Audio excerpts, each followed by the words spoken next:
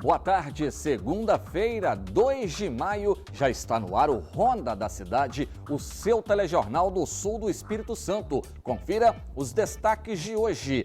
Adolescente de Cachoeiro morre dentro de ambulância depois de aguardar 4 horas por atendimento. Corpo de Bombeiros ganha novo centro de atividades técnicas. Jovem morre em acidente de moto em Cachoeiro. E Polícia Civil prende estupradores durante operação policial aqui em Cachoeiro. Essas e outras notícias agora no Ronda da Cidade.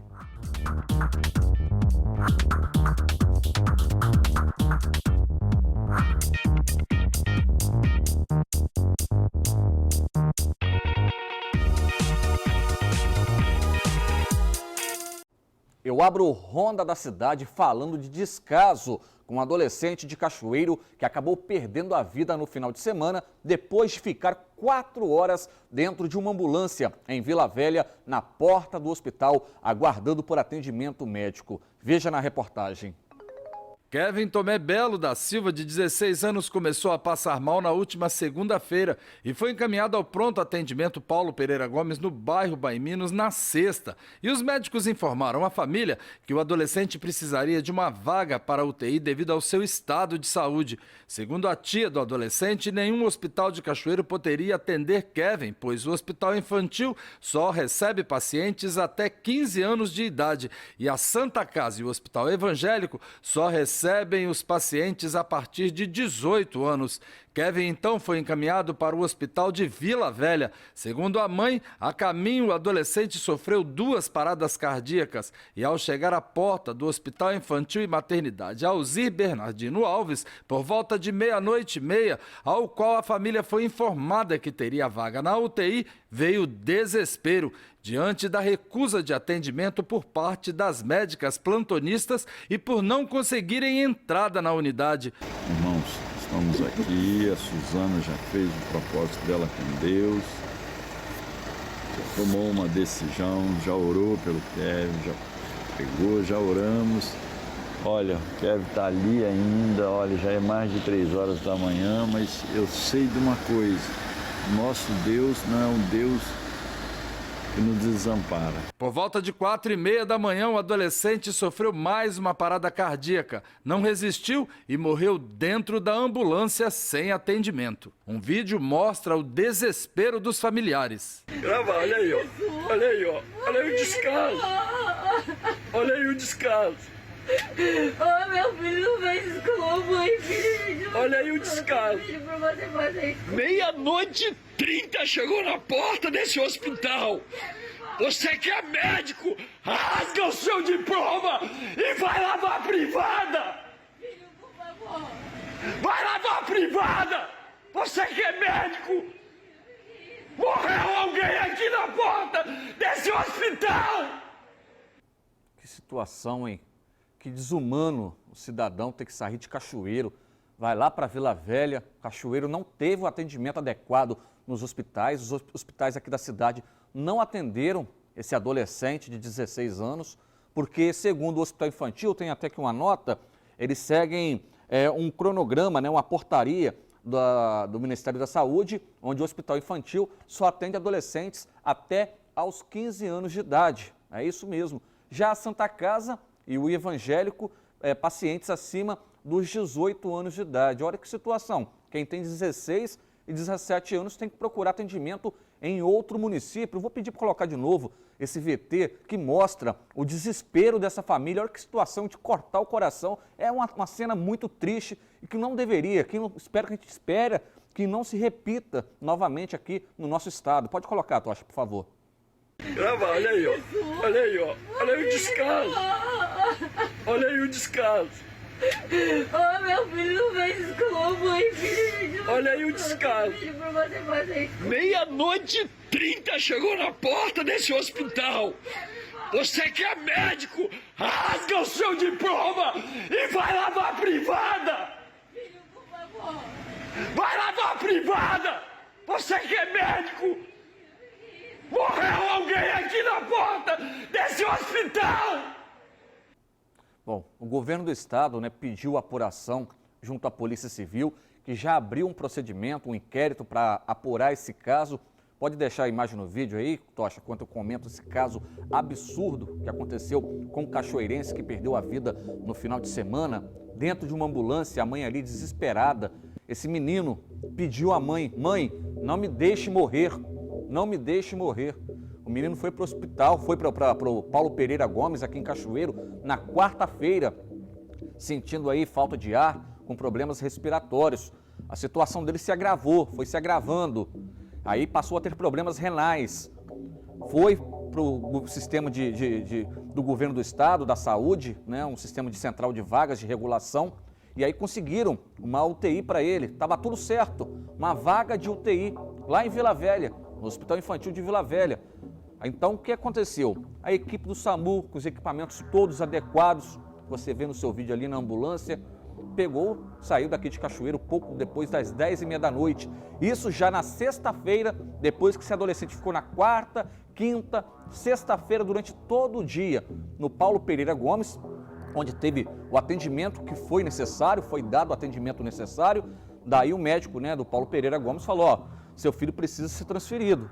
A gente vai tentar uma vaga para ele, junto à central de regulação. Conseguiu a vaga no hospital, tudo certo. Só colocar na ambulância e levar para ter o atendimento adequado na unidade de tratamento intensivo, já que a situação dele era complicada, era uma situação gravíssima. Chega lá, o que acontece? Fica na porta do hospital, a família implorando por atendimento, sendo que a vaga já estava certa. Estava tudo certinho, é só chegar lá com a ambulância e levar para a UTI para ter o atendimento adequado. Daí fica dentro da ambulância por horas e horas, 3, 4 paradas cardíacas. O menino implorando para viver, queria viver, um adolescente cheio de vida, né, que queria ser jogador de futebol, e daí perde a vida. Ali, a médica de amarelo ali, chega, olha, né, esse pastor estava acompanhando a família, filma, revoltado, rasga o seu diploma. Olha só que situação. Você faz uma faculdade, se torna médico, jura, faz o juramento, né, prometendo salvar vidas, se dedicar à saúde, por amor ao próximo, e de repente você recusa um atendimento digno, humano. Imagina se essa médica, se fosse o filho dessa médica dentro dessa ambulância, será que isso iria acontecer? Será que seria essa a realidade? A gente fica revoltado, qualquer um fica revoltado com essa situação. A Polícia Civil está investigando o caso, a Secretaria Estadual de Saúde pede uma apuração com muito rigor, esse caso que está repercutindo nacionalmente, infelizmente, né, o Estado vai para repercussão nacional quando é coisa ruim, né, como uma situação como essa, desumana, de um adolescente de 16 anos que fica 4 horas dentro de uma ambulância aguardando o atendimento que estava certinho, estava tudo certo para chegar lá e ir para a UTI. Agora essas médicas foram afastadas, vão ser denunciadas junto ao Conselho Regional de Medicina e a gente espera uma apuração e uma punição. Infelizmente elas não falam que estão abaladas psicologicamente. Olha só, estão abaladas psicologicamente. Que situação! Quem está abalado nesse momento é a família desse adolescente, né, que foi sepultado ontem no cemitério do bairro Coronel Borges e não tem mais volta. Um absurdo, um caso lamentável. A gente espera que haja uma devida apuração, tanto pela Polícia Civil quanto pelo Conselho Regional de Medicina. E o Corpo de Bombeiros ganhou na semana passada um novo centro de atividades técnicas. Confira na reportagem. Reestruturar as forças de segurança do Estado. Foi com esse intuito que o governo do Estado inaugurou na manhã desta quinta-feira o novo Centro de Atividades Técnicas, o CAT, do Corpo de Bombeiros. Sem dúvida, a gente tem feito isso em todos os sistemas de segurança pública do Estado e os bombeiros têm um papel fundamental. Neste caso aqui, é segurança para o cidadão com relação a bons projetos contra incêndio, né, em cada iniciativa, em cada atividade. Qualquer atividade precisa da licença dos bombeiros e a gente aqui fortalece muito essa análise de projeto, fortalece muito a orientação ao morador, ao empreendedor, a quem vai fazer uma construção e ao mesmo tempo a gente, além da segurança, a gente ganha rapidez pelo investimento em tecnologia. Não é só obra física, também é um investimento em sistema, problemas, para poder a gente conceder logo as autorizações, as licenças, o alvará do Corpo de Bombeiro, para que o empreendimento seja feito. Então a gente ajuda a atividade econômica e ajuda a proteger a vida dos capixabas. A solenidade aconteceu na sede do CAT, na Enseada do Suai, em Vitória. Com um investimento de mais de 7 milhões de reais na construção e mais 340 mil em imobiliário, a nova sede do CAT ocupa uma área de 1.302 metros quadrados dentro do quartel do Corpo de Bombeiros Militar do Espírito Santo. O secretário de Segurança Pública do Estado destaca que esse é mais um passo dado dentro do programa Estado Presente. Dentro do programa Estado Presente, nós temos a estruturação de unidades, onde quando você dá ao bombeiro militar uma estrutura condizente, com equipamentos para o seu trabalho, quem tende a ganhar com essa qualidade do trabalho é a sociedade capixaba, que vai receber os serviços de melhor qualidade. Ainda de acordo com ele, a nova sede irá contribuir ainda mais para o trabalho da corporação. É mais um investimento em tecnologia, em equipamento, em estrutura do governo do estado, dentro do programa Estado Presente. E quem ganha com isso é a sociedade capixaba. O investimento do governo é a preocupação dele com a sociedade capixaba nos investimentos tecnológicos. O CAT é um braço importante para a corporação dentro do ciclo operacional, responsável pelos serviços de prevenção contra pânico e incêndio. O chefe do Centro de Atividades Técnicas destaca as principais atividades que serão desenvolvidas no local. O Centro de Atividades Técnicas, o papel dele é trabalhar a prevenção de incêndio no Estado do Espírito Santo.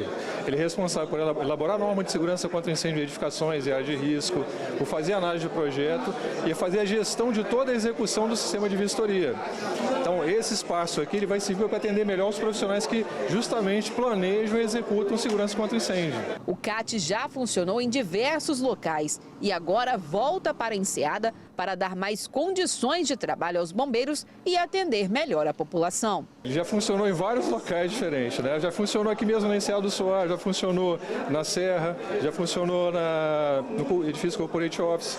Só que agora ele voltou para a Enseada, numa unidade nova, mais espaçosa, que tem mais espaço, principalmente dignidade, de atender o cidadão que procura o serviço de segurança contra incêndio. Principalmente profissionais que elaboram projetos de segurança contra incêndio e aqueles que executam o sistema de proteção contra incêndio. Entre os trabalhos que serão desenvolvidos no local estão a elaboração de normas de prevenção, vistorias técnicas e ainda a execução de investigações em locais de sinistros, realizando perícias de incêndio. Eu volto a falar sobre o caso do adolescente Kevin, que morreu, depois de ficar 4 horas dentro da ambulância, lá em frente ao o Hospital Infantil de Vila Velha, sem atendimento médico. A Santa Casa de Cachoeira acaba de enviar uma nota explicando o seguinte, que a Santa Casa informa que atende casos de urgência e emergência de pacientes com idade a partir dos 14 anos. Então, mas isso é de acordo com a referência de atendimento contratualizada com o governo do estado. Esclarece também que o processo de internação é feito pela Central de Regulação de Vagas, ou seja, no caso desse adolescente, inicialmente, o caso dele não era de urgência e emergência, por isso foi para o Paulo Pereira Gomes, onde a situação foi se agravando. Daí a unidade entendeu que havia necessidade de uma UTI e foi solicitada a Central de Vagas, que então encaminhou ele ao atendimento que seria adequado lá em Vila Velha. O Hospital Infantil também mandou nota para a gente, já disse aqui, só atende pacientes até os 15 anos de idade. O que isso quer dizer? Se você tem 16 ou 17 anos, se seu estado de saúde, o seu atendimento não for de urgência e emergência, não adianta procurar nem o Hospital Infantil, nem o Evangélico, nem a Santa Casa de Misericórdia de Cachoeiro de Itapemirim. E depois do intervalo, jovem morre em acidente de moto em Cachoeiro. A gente volta já.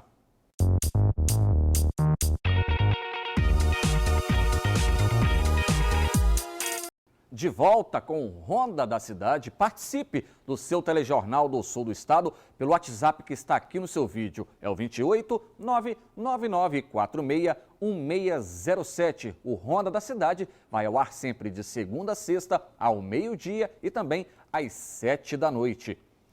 E o Brasil vive seu melhor momento em relação aos números da pandemia. Com a queda de casos e mortes, os estados deixaram de obrigar o uso de máscaras. Aqui no Espírito Santo, apenas nas unidades elas são obrigatórias. Confira na reportagem.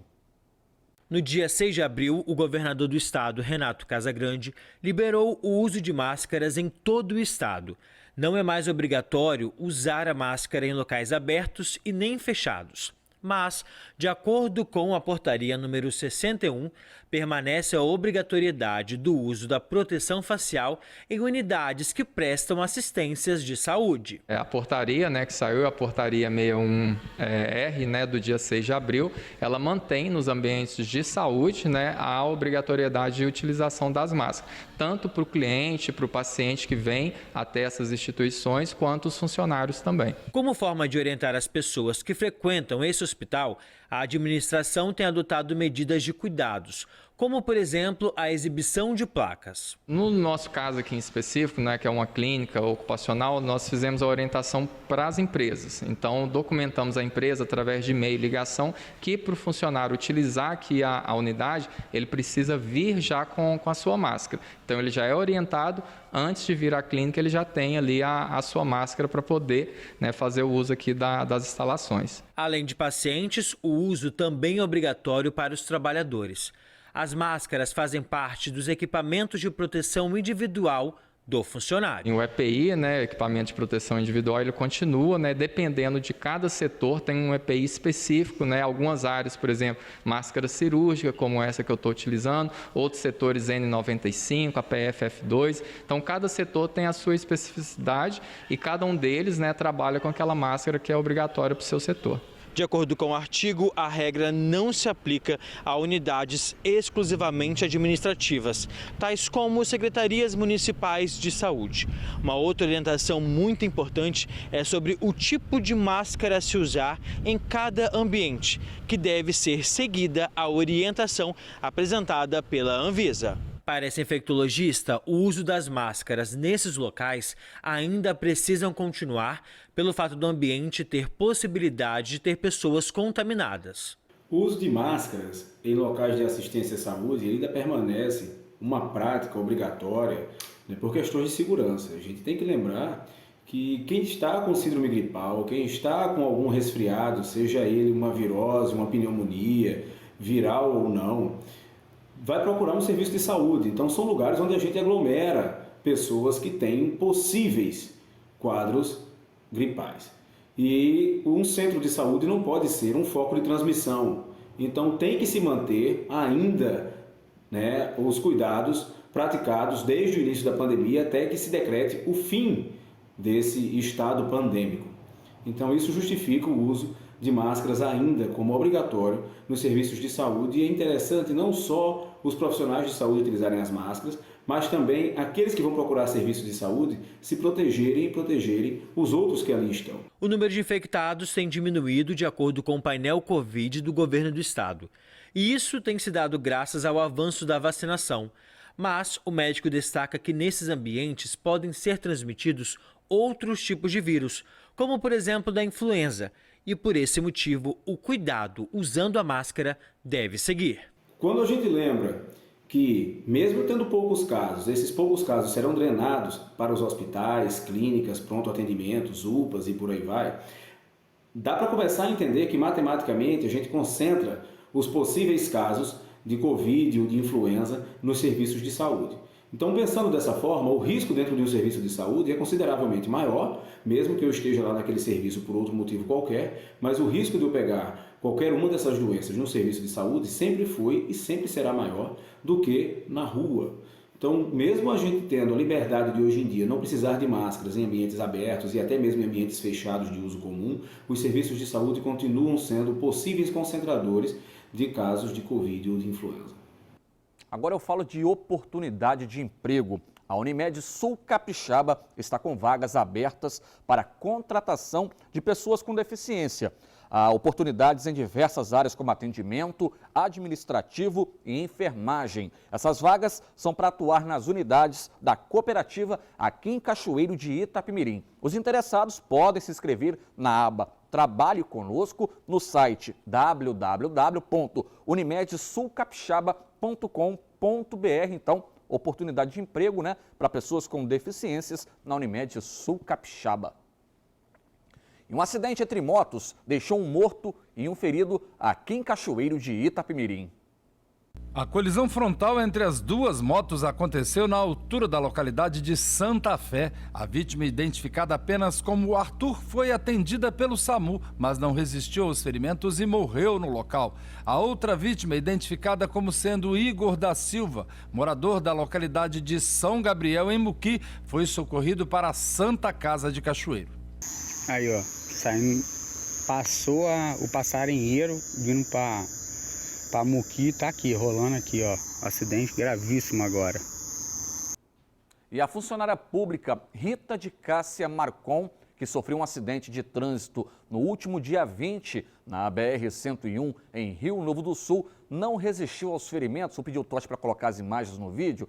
Ela acabou falecendo na sexta-feira. De acordo com a Polícia Rodoviária Federal, a Rita conduzia uma motocicleta quando colidiu em um caminhão na altura do quilômetro 396. A vítima, que era funcionária da Prefeitura de Rio Novo do Sul, foi socorrida pela equipe de resgate da ECO 101 para a Santa Casa de Misericórdia de Cachoeiro de Itapemirim, onde passou por cirurgias e acabou falecendo na última sexta-feira. Pode voltar para mim, Tocha? E a seguir, polícia prende homens acusados de estupro em Cachoeiro. A gente volta já.